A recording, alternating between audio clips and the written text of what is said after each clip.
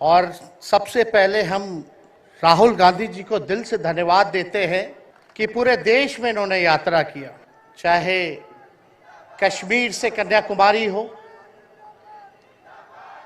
या पश्चिमी राज्यों से लेकर के हमारे नॉर्थ ईस्ट स्टेट से लेकर के हर जगह राहुल जी ने यात्रा की है और एक पैगाम, एक संदेश देने का काम किया है, जो कि आज के दौर में बहुत ही जरूरी है, प्रासंगिक है।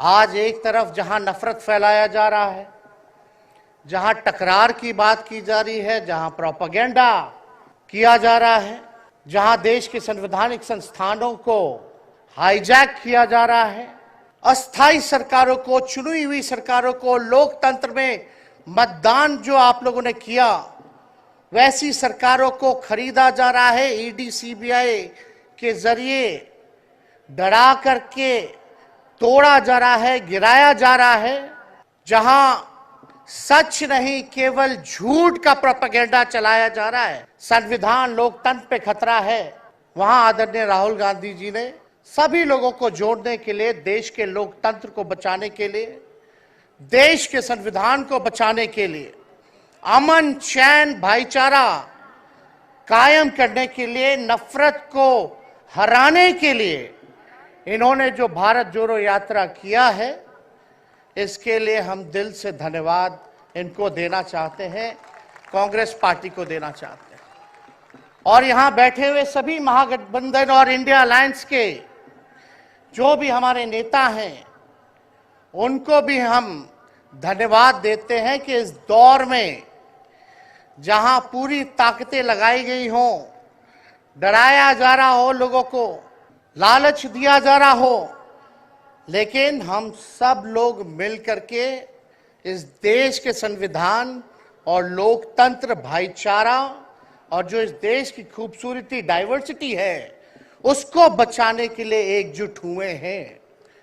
कोई मोदी जी को हराने के लिए नहीं, उस सोच को हराने के लिए जो देश को बांटना चाहती है, उसके लिए हम लोग एक हुए हैं। हमारी लड़ाई व्यक्तिगत मोदी जी से, अमित शाह जी से नहीं है। हम लोग तो हमेशा से उन विचारधारा के लोगों से लड़ाई लड़ने का काम किए हैं, जिन्होंने हमेशा से, जिनका आजादी में कोई योगदान ना रहा हो, जो तिरंगा ना फहराए हो अपने दफ्तर पे, और आज कहते हैं वो देश के सबसे बड़े देशभक्त हैं। अरे मेरा मानना है कि देश में सबसे बड़ा अगर अपना दुश्मन है तो बेरोजगारी है, महंगाई है, आज गरीबी है, वो सबसे बड़ा दुश्मन है। आज मुद्दे की बात नहीं होती।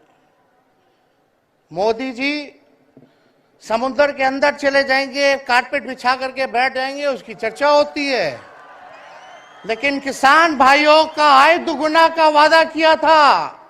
जब हम लोग सवाल पूछते हैं, राहुल जी सवाल पूछते हैं, क्या हुआ 2 करोड़ रोजगार का, क्या हुआ 15-15 लाख का, तब ये गोदी मीडिया और भाजपा के कुछ लोग एनर्जी ड्रिंक पी करके हम लोगों को गाली देने का काम करते हैं।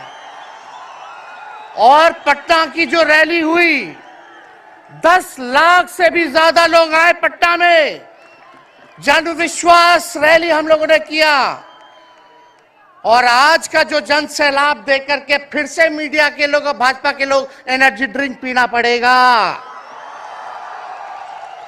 अरे डरने वाले लोग नहीं है यहां, हम लोग लड़ने वाले हैं, अपने लिए नहीं, आपके लिए लड़ने आए हैं, आपकी लड़ाई लड़नी है।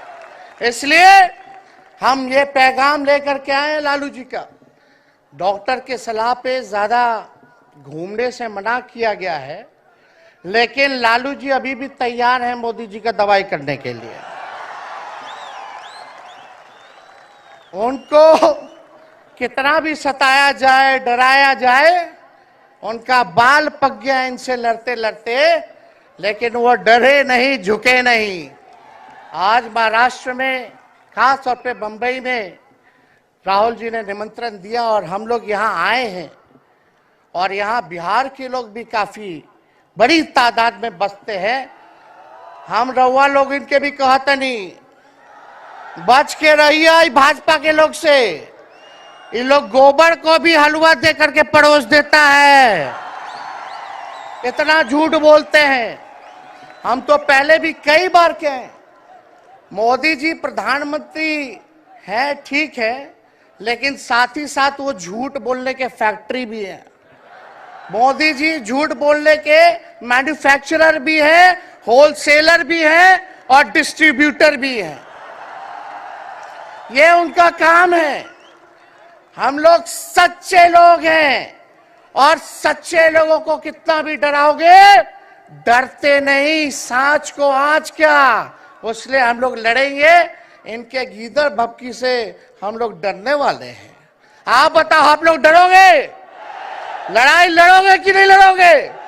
साथ दीजिएगा ना सबका? हम तो कहना चाहते, राहुल गांधी जी जो यात्रा किए, ये हो सकता है पहला चरण हो, लेकिन यात्रा तो हमेशा हम लोगों को करना पड़ेगा। चाहे सत्ता में आए या ना आए, हमको जनता के बीच उनके सुख का दुख दर्द का भागीदार बनना पड़ेगा। हमेशा जनता के बीच रहना होगा, क्योंकि इन लोगों ने इतना नफरत फैलाया, इतना नफरत फैलाया है, आपस में इतना भेदभाव करा दिया है कि आज सोचना पड़ेगा कि इस भेदभाव और नफरत को मिटाने में कितने साल लगेंगे। इसके लिए हमको हमेशा सब लोगों के बीच, जनता के बीच रहना होगा। और जो प्यार का, और जो आप कहते हैं जो दुकान खोला है, मोहब्बत की दुकान, इसको बंद मत कीजिएगा कभी। हमेशा आगे झंडा बुलंद करने का काम कीजिएगा। आज यहाँ शरद पवार जी भी हैं, उद्धव जी भी हैं। आपको पता है ऑपरेशन लोटस हो रहा था, यहाँ विधायकों को खरीदा जा रहा था, डराया जा रहा था। या एक बात बता देते हैं, आज महाराष्ट्र सरकार में जितने लोग बैठे हैं, कोई लीडर नहीं है, सब डीलर है। शरद जी के नाम पे, एनसीपी के नाम पे वोट लेंगे, भाजपा से डीलिंग कर लेंगे। राहुल गांधी जी के नाम पे वोट लेंगे, भाजपा से डीलिंग कर लेंगे। शिवसेना उद्धव जी के नाम पे वोट लेंगे, भाजपा से डीलिंग कर लेंगे। ये लोग केवल डीलिंग करते हैं, इसलिए वहां कोई भी लीडर नहीं, सब डीलर बैठा हुआ है। और जो डरे डरे लोग गए, अच्छा हुआ चले गए, उससे कोई फर्क पड़ने वाला नहीं है। हमको कितना भी मिटाने का कोशिश करोगे, फिर से हम कारवा बनाने का हौसला रखते हैं। इसलिए हम सब लोग यही आए, क्योंकि जनता, आप सब लोग हमारे मालिक हैं और आप लोगों का आशीर्वाद मिलता रहना चाहिए। अरे महाराष्ट्र में तो कम से कम विधायकों को ले गए, बिहार में तो हमारे चाचा को ही हाईजैक कर लिया। बड़ा सुनते हैं, मोदी जी बार बार कहते हैं कि मोदी जी की गारंटी जो है सबसे मजबूत वाली गारंटी है। हम मोदी जी को चैलेंज करते रहे, मोदी जी सबसे पहले, बाद में जो गारंटी देना, लेकिन अगर मेरा चाचा का गारंटी देके दिखा दो पहले कि वो फिर से पलटेंगे कि नहीं पलटेंगे।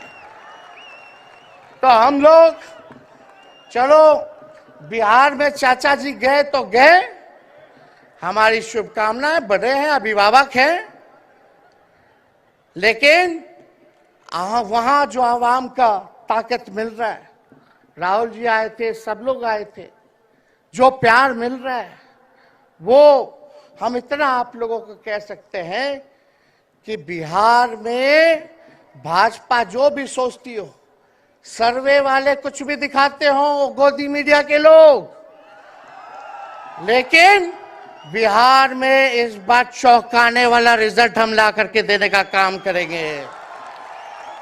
और आप लोगों को भी कहेंगे कि एकजुट हो जाइए, एकजुट होकर के लड़ाई लड़िए।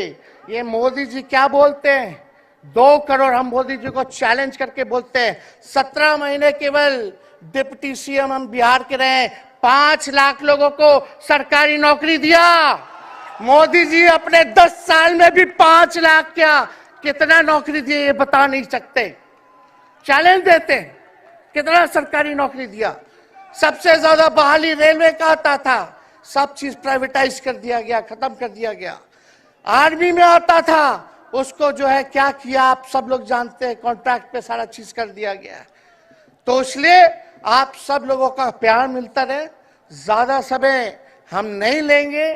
सभी गणमान्य व्यक्तियों को, हमारे अभिभावक नेताओं को आप लोगों को संदेश देना है। वो अपनी बात को आप लोगों के समक्ष रखेंगे, लेकिन आप सब लोग एक नारा लगाइएगा। हम बोलेंगे भाजपा भगाओ, आप सब बोलना देश बचाओ। भाजपा भगाओ, भाजपा भगाओ। बहुत बहुत धन्यवाद। जय हिंद, जय महाराष्ट्र।